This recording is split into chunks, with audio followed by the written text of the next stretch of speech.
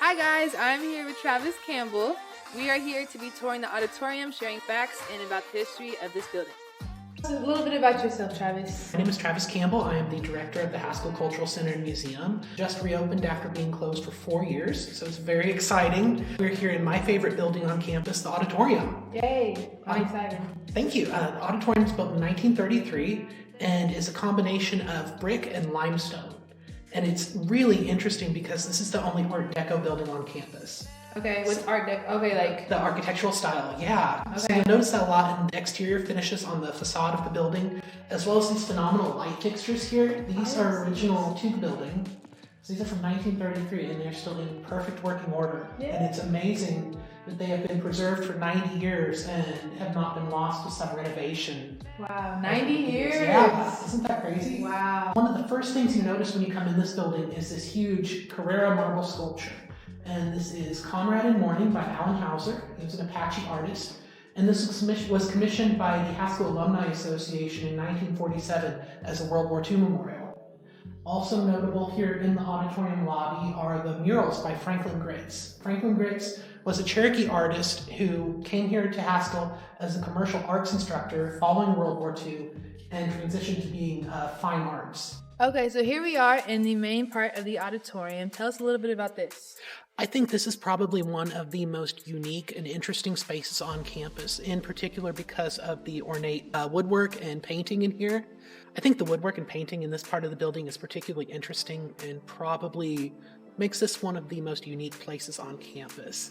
It is particularly notable because it reminds one of the fancy movie theaters that were built in the 1920s and earlier, especially when you look at the ceiling and then above the exit doors here on the right and left.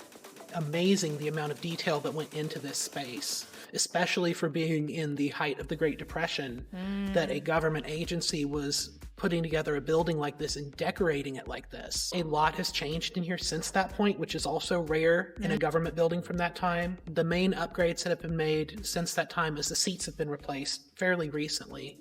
But right where we are standing here used to be the orchestra pit.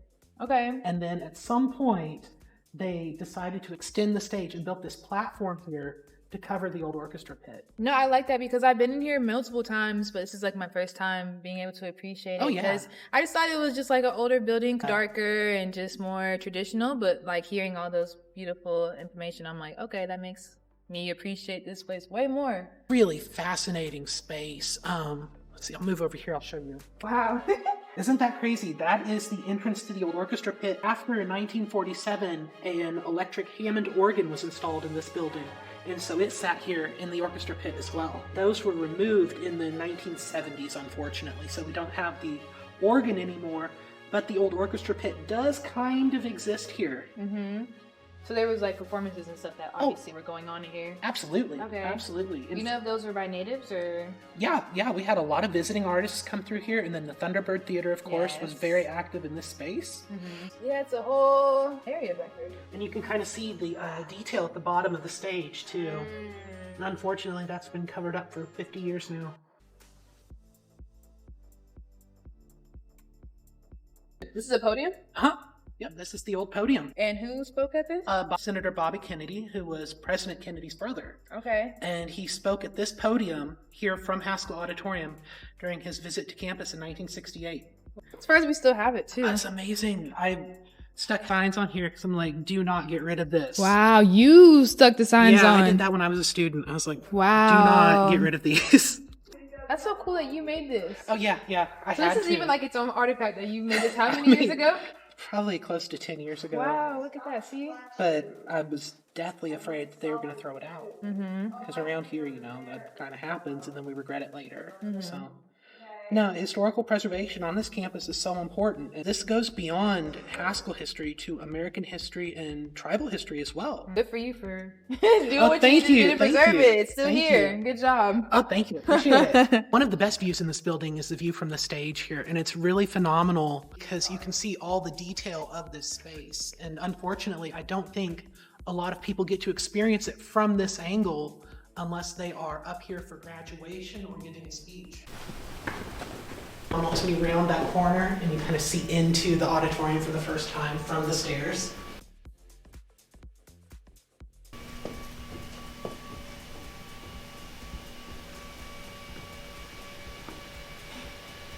This makes me so happy.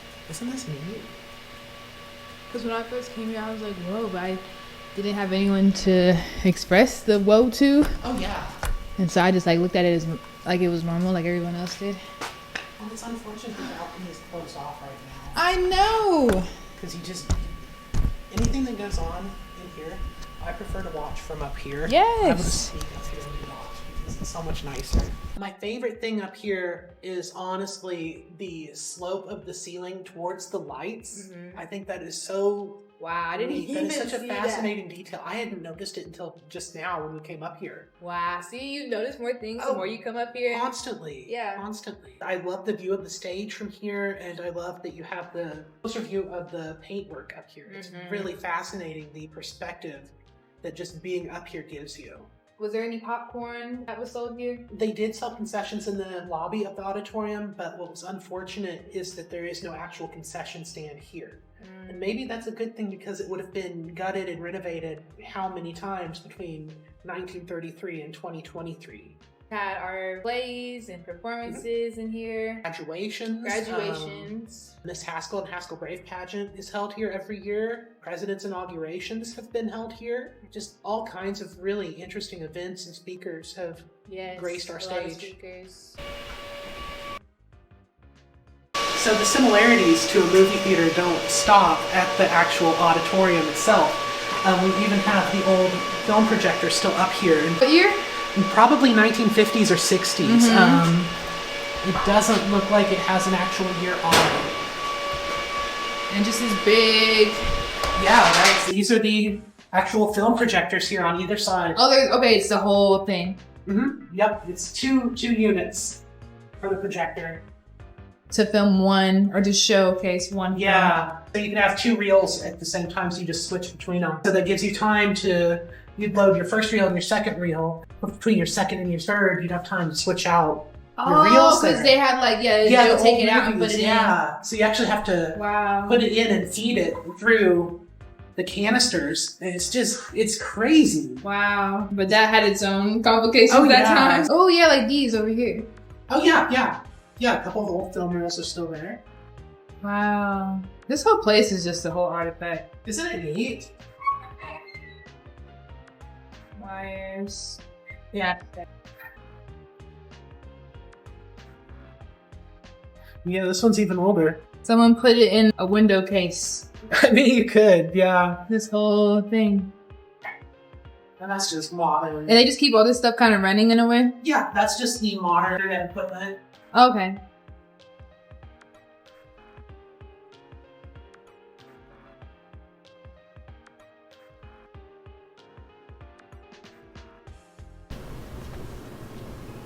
Break them.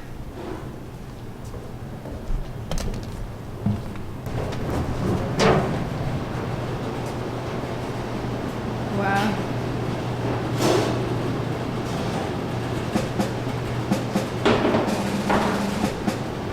And then down here we have some pieces from Haskell's band history that are really phenomenal.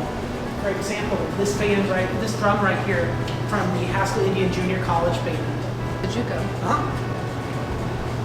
I think a lot of the stuff was like, oh yeah, because here's all the marching band stuff. Yeah.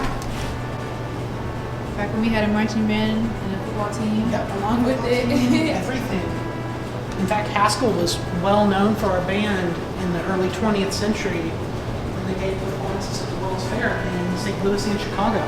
Trumpets, xylophones, drums. Everything. So Haskell is known for its music, our arts with our acting, and then I learned from the last video, Dr. Bobcat mentioned the Golden Gloves here. Yeah. And how boxing was a big thing at Haskell as well. Athletics, we were always well known for athletics. So Haskell was really just popping on all levels. Oh, absolutely. Okay, we're gonna bring that back very soon. I had no idea. I wonder what Haskell's known for now. Like just being native? Yeah. Sad. Yeah, that academics. Basketball, we're a good basketball. No, I say cross country is what we're known for. The last couple years, cross country has really taken off. The old band room is back here. Get the band back together.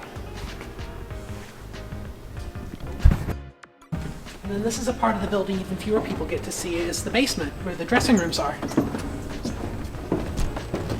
I've never. Watch your head on that. Okay. little hole.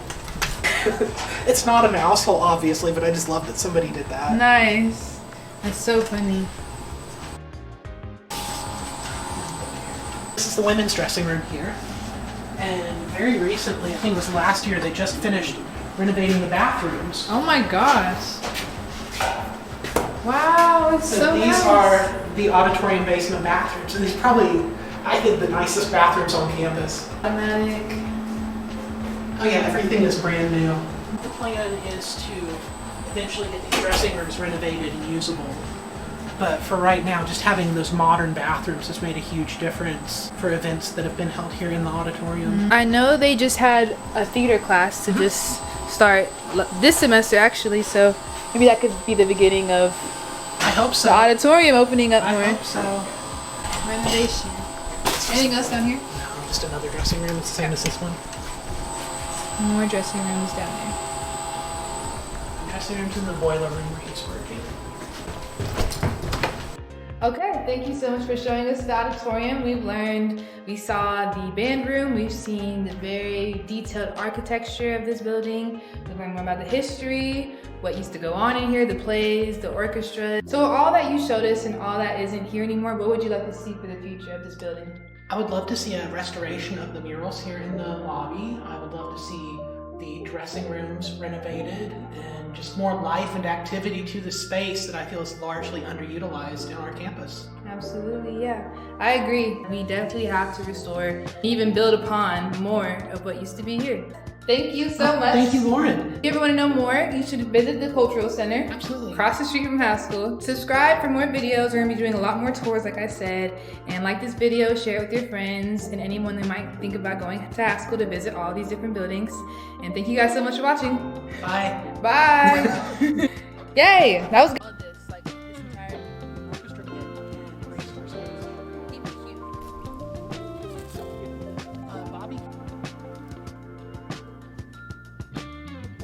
Back when it was our arts.